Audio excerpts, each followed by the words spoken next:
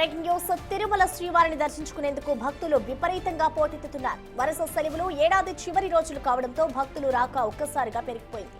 కొండపైన ప్రాంతమంతా భక్తులతో కిక్కిరిసిపోగా కింద కూడా వాహనాలతో నిండిపోయింది. భారీగా వస్తున్న వాహనాలు అలిపిరి సప్తగిరి చెక్ పాయింట్ వద్ద బార్లు తీరాయి. చెక్ పాయింట్ నుంచి గరుడ సర్కిల్ వరకు నిలిచిపోయాయి. దీంతో సప్తగిరి తనిఖీ కేంద్రం దగ్గర ఇబ్బందులు పడుతున్నారు.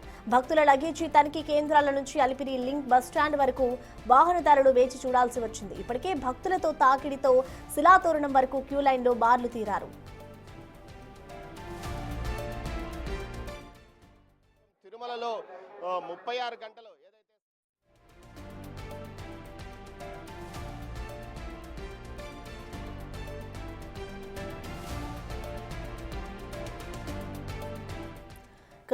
తిరుమల శ్రీవారిని దర్శించేందుకు భక్తులు విపరీతంగా పెరిగిపోతున్నారు. అందులోనూ సెలవులు కావడంతో భక్తులంతా కూడా తిరుమల శ్రీవారిని దర్శించుకోవడానికి భారీగా అక్కడికి చేరుకుంటున్నారు. అలిపిరి సప్తగిరి చెక్ పాయింట్ వద్ద ఇటు వాహనాలన్నీ కూడా బార్లు తీరాయని చెప్పుకోవాలి. ఇప్పటికే దర్శనానికి 30 గంటలకి పైన సమయం పడుతుండడంతో ఇటు వాహనాలన్నీ కూడా అక్కడ పోటెత్తుతున్నాయని చెప్పుకోవాలి. ఇటు విపరీతంగా భక్తులు తిరుమలకు చేరుకుంటున్న వేళ క్యూ లైన్లన్నీ కూడా బార్లు తీరుతున్నాయి. ఇప్పటికే భక్తులంతా శిలాతోరణం వరకు కూడా లైన్లలో వేచి ఉండాల్సిన పరిస్థితి కనిపిస్తోంది. వరుస సెలవులు అలాగే సంవత్సరాంతరం కావడంతో ఇటు తిరుమలంతా కూడా కిటకిటలాడుతోంది.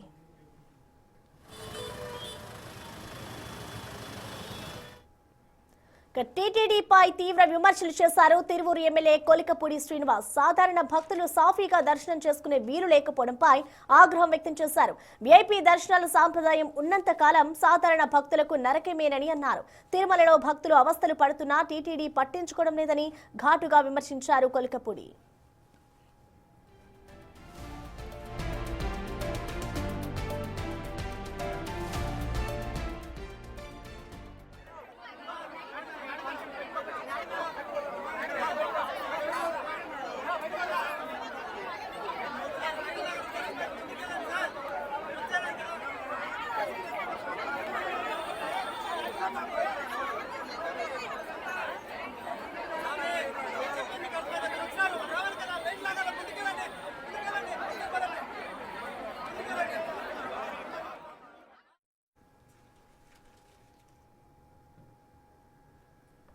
తిరుమల శ్రీవారిని దర్శించుకునేందుకు భక్తులు విపరీతంగా పోటెత్తుతూ ఉన్నారు. ఇటు వరుసగా సెలవులు రావడంతో భక్తులంతా కూడా బార్లు తీరుతున్నారు.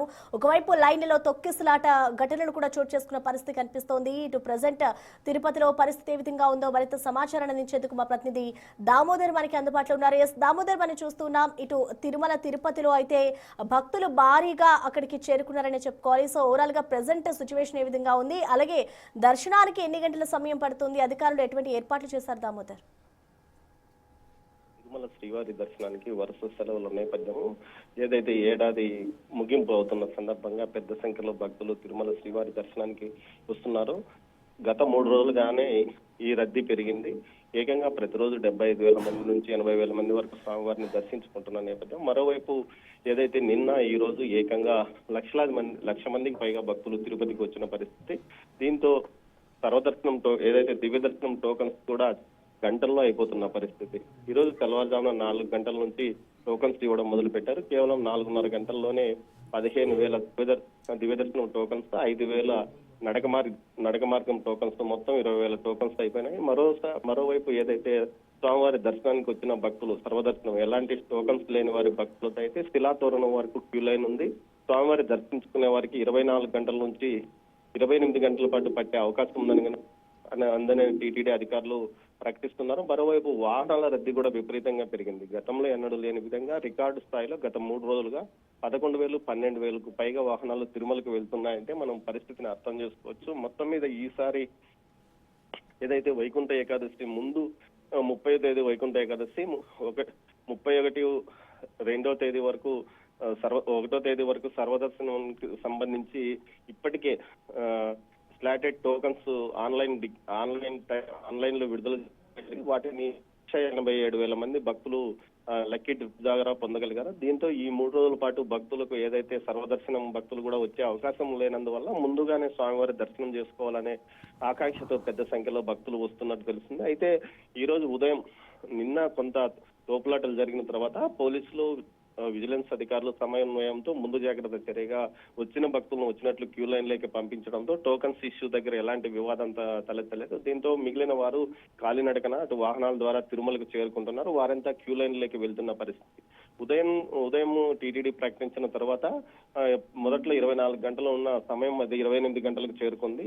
అది మరింతగా పెరిగే అవకాశం ఉందని భావిస్తున్నారు. 29వ తేదీ సాయంత్రం వరకు ఇలాంటి పరిస్థితి ఉండే అవకాశం ఉందని తెలుస్తుంది ప్రసన్న. మరోవైపు టీటీడీ ఇప్పటికే విస్తృతంగా ప్రచారం చేస్తుంది. ఏదైతే 1వ తేదీ 2వ తేదీ నుంచి పూర్తిగా సర్వదర్శనం భక్తులకే అటు వైకుంఠ ద్వార దర్శనాలు ఉంటాయి. అప్పటి నుంచి రావాలని చెప్తుంది 8వ తేదీ వరకు. దీంతో అప్పటి నుంచి మరింతగా భక్తుల రద్దీ పెరిగే అవకాశం ఉందని తెలుస్తుంది. ఈ రద్దీ 16వ తేదీ వరకు కొనసాగుతుంది. అటు సంక్రాంతి సెలవులు కూడా వస్తున్నందువల్ల సంక్రాంతి సెలవులు పూర్తయ్యే వరకు ఈ రద్దీ కొనసాగే అవకాశం ఉందని కూడా టీటీడీ అధికారులు చెప్తున్నారు. మరోవైపు దీనికి తగ్గట్టుగానే ఏర్పాట్లు అధికారులు చేస్తున్నారు ప్రసన్న. అయితే దామోదర్ మరో 3 రోజుల్లో ఇటు ముక్కోటి ఏకాదశి కూడా ఉంది కాబట్టి అండ్ అందులోనూ ఇప్పుడే భక్తుల రాక అధికంగా ఉంది కాబట్టి ఇటు ముక్కోటి ఏకాదశికి సంబంధించి అధికారులు ఎటువంటి ఏర్పాట్లు చేశారు భక్తులకు సంబంధించి?